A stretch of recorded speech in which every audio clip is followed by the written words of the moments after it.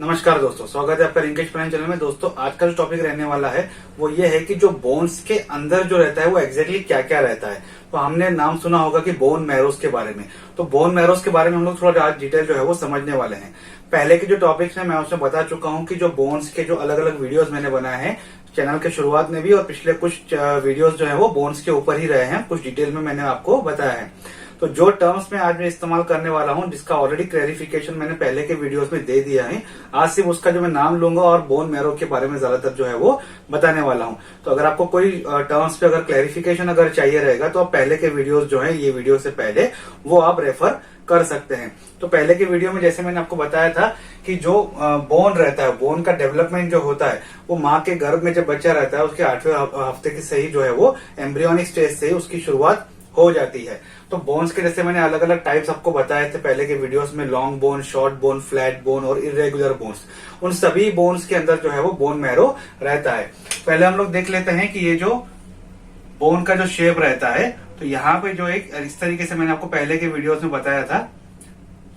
तो ये जो आपको दिख रहा है ये फ्लैट बोन के हिसाब से जो मैंने एक आपको बता रहा हूं, तो उसका जो ये आउटर पार्ट रहता है बोन का, उसे कहा जाता है पेरियोस्टियम।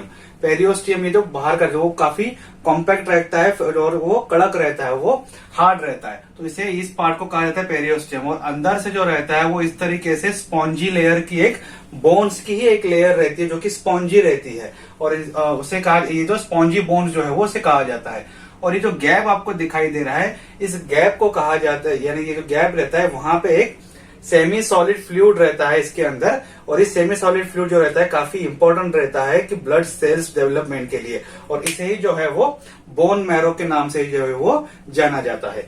तो जो सेल डेवलपमेंट जो होता है, जैसे कि बच्चों के जब माँ के गर्भ में जब बच्चा होता है, जब डेवलपमेंट होता है एम्ब्रियोनिक स्टेज में ही, तभी जब बोन डेवलपमेंट होता है तो वो with the help of 2 cells, यानी कि 2 सेल्स के मदद से ही ये हड्डियां जो है वो बनना शुरू होती हैं। पहली है हिमेटोपायोटिक स्टेम सेल, दूसरी है मेसेनकाइमल स्टेम सेल्स। तो ये दोनों सेल्स रिस्पॉन्सिबल रहती हैं बोन्स के डेवलपमेंट के लिए।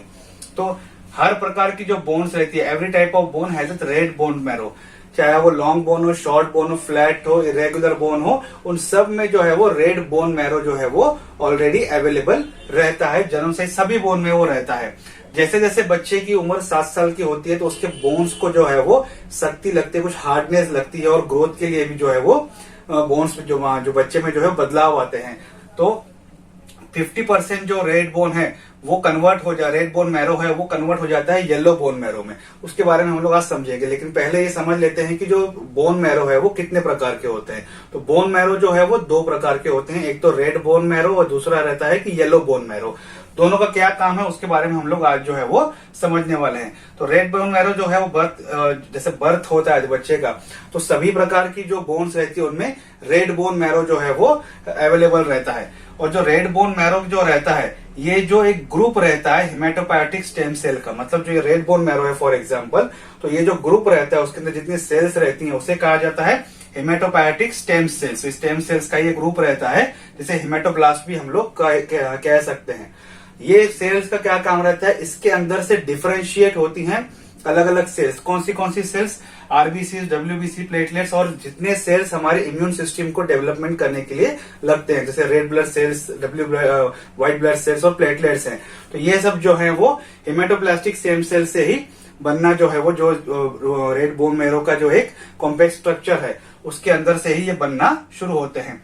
साथ ही जो रहता है कि जैसे जैसे हम देखते हैं, मैंने आपको बताया कि 7 साल के बाद बच्चे में एक बोन्स में एक स्टेबिलिटी आना शुरू होती है, मतलब थोड़ा सा कड़कपन लगता है, बोन को एक मजबूती की जरूरत रहती है। तो यही जो रेड बोन मैरो है ये कन्वर्ट होता है येलो बोन मैरो में, है ना।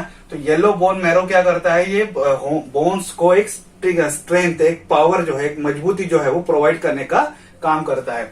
तो जो लॉन्ग बोन्स रहती हैं, लॉन्ग बोन में एक मेडुलर कैविटी रहती है। तो जैसे हमने देखते हैं, मैंने बताया था कि आपको फेमर, टिबिया, फाइबुला और हाथों के जो बोन्स रहती हैं, इसके अंदर में एक मेडुलर कैविटी रहती है, उसके अंदर रेड बोन मैरो रहता है, जो कि वो भी रिस्पॉन्सिबल रहता है और हेल्पफुल रहता है बोन्स को एक स्टेबिलिटी देने के लिए। येलो बोन मैरो जो रहता है वो किससे बना रहता है वो पहले समझ लेते हैं। येलो बोन मैरो जो दूसरी यहाँ पे सेल हमने बताया था, यहाँ पे मैंने, वो रहती है मेसेनकाइमल स्टेम सेल। इसे स्ट्रोमा सेल्स भी जो है वो कहा जाता है। मेसेनकाइमल स्टेम सेल्स को स्टोमा सेल्स भी कहा जाता है। दूसरा येलो बोन मैरो जो रहता है किससे बना रहता है, वो रहता है मैरो एडिपोज टिश्यू, जिसे हम लोग मैट कह सकते हैं, MAT मैट। तो मैरो एडिपोज टिश्यू जो रहता है ये एक प्रकार का फैट सेल रहता है। अब मैरो एडिपोज टिश्यू जो रहता है वो मेसेनकाइमल सेल से ही बनता है। ये जो है डिफरेंशिएट होता है उससे आगे चल के।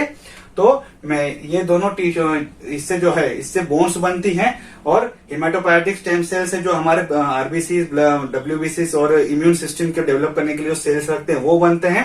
और मेसेनकाइमल सेल से हम लोग देखते हैं कि येलो बोन मैरो बनाने के लिए वो हेल्पफुल रहता है। और जो मैरो एडिपोज टिश्यू है ये मेसेनकाइमल स्टेम सेल्स का ही एक रूप रहता है। ठीक है, तो कंफ्यूजन हो तो आप फिर से रिपीट करके ये वीडियो देख सकते हैं। तो अब ये जो मैरो एडिपोज टिश्यू है इसका हम लोग देखते हैं कि हमारे बॉडी में क्या काम रहता है। ये बनाता है कार्टिलेज, जो ज्वाइंट के बीच में कार्टिलेज लगता है उससे बनाने के लिए ये मैट जो है काम करता है। दूसरा फैट सेल, हमारे बॉडी में जितने फैट सेल्स रहते हैं वो यहां से बनना शुरू होते हैं और form the cells of organs like liver. जो ऑर्गन्स में जो सेल्स डेवलपमेंट के लिए चाहिए रहते हैं, जैसे कि उदाहरण के लिए लीवर सेल्स के लिए डेवलपमेंट के लिए जो फैट सेल्स चाहिए रहते हैं वो मैट से ही जो है वो बनना शुरू होते हैं। बोन मैरो की अगर हम लोग बात करें ओवरऑल रेड और येलो बोन मिला के, तो ओवरऑल जो हमारे बॉडी का वेट रहता है उसका 5% जो हिस्सा रहता है वो बोन मैरो ही एक्वायर करता है।